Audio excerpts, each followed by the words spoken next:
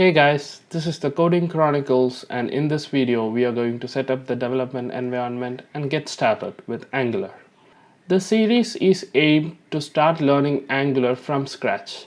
This is for beginners, and as we progress we will be moving into more detailed discussions on various topics on Angular.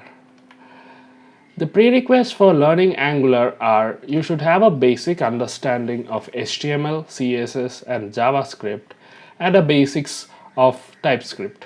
But don't worry, TypeScript is really easy to learn if you have an understanding of JavaScript. Now let's set up our dev environment.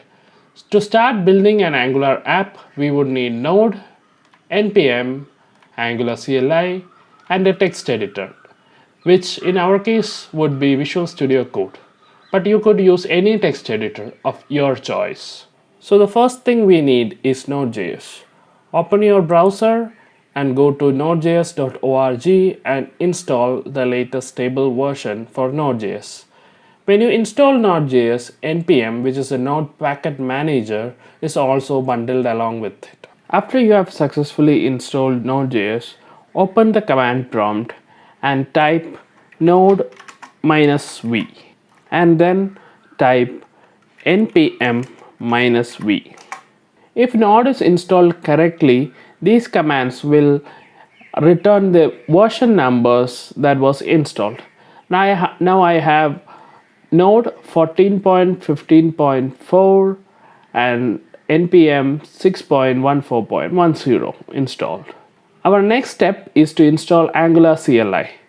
This is a command line interface for Angular with which we could create new Angular projects with the help of some simple commands.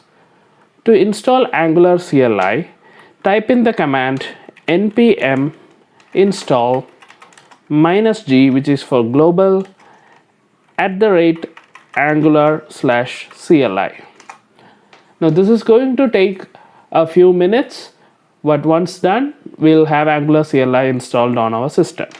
After Angular Cli is successfully installed, we can verify it by typing in the command ng version. This will give us the installed version of Angular Cli. So if you can see here, we are using Angular 11, hence the Angular Cli 11 is being installed. In Windows, if you are not seeing the Angular version after successful installation, then please make sure the Angular is added to the path variables. Finally, we would need a text editor. I will be using the Visual Studio Code, but you can use any text editor of your choice.